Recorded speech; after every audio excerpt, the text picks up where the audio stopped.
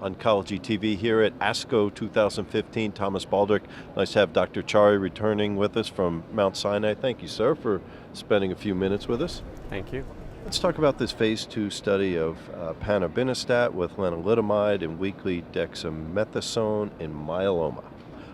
Why did you decide to undertake this study? So Panobinostat was recently approved with the use of bortezomib in relapsed refractory myeloma based on a study that showed it increased progression-free survival, but it came with the cost of a significant increase in diarrhea from 8% to about 25% grade 3-4, which is pretty debilitating. And the question is, do you need to give the Panobinostat with bortezomib?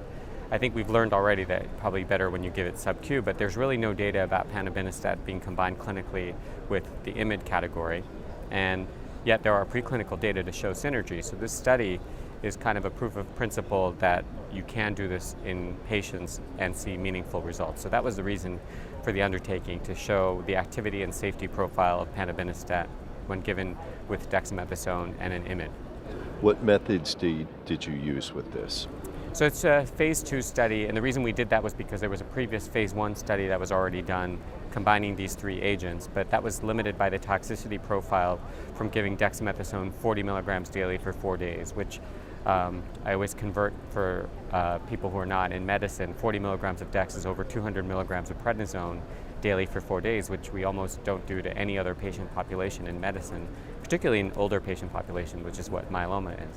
And because of that initial phase 1 study, they were able to achieve the maximum tolerated dose, but because it was so toxic from the high dose dex, we basically took that regimen and simplified it a little bit with weekly dex.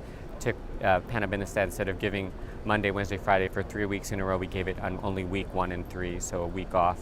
And the lenalidomide was standard 21 days of treatment. So that was the schedule, and it's a phase 2 single-arm, single institution study. So what do you think are the key findings, key takeaways from this?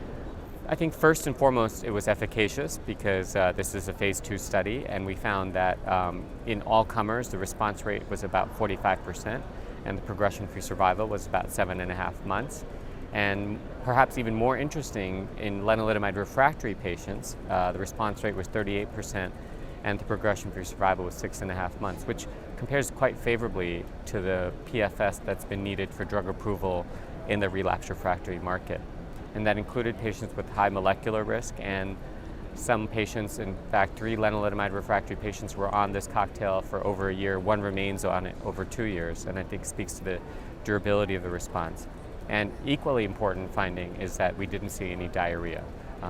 No patients had to be dose reduced for diarrhea or even modified or held for diarrhea. And the main side effect profile of this is heme suppression, which as oncologists we're all familiar with, and it just required either growth factor support or transfusions or dose modifications for the heme toxicity. But overall, I think it was a well-tolerated, efficacious regimen in relapsed refractory myeloma. So what direction would you then roll your sleeves up and continue this research? I think this study, because Panobinostat's already available, it may be available with a larger study done like this.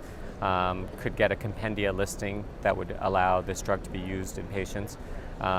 Certainly a phase 3 study could be done, but that's going to be much more expensive, and it would be Novartis's undertaking to do that.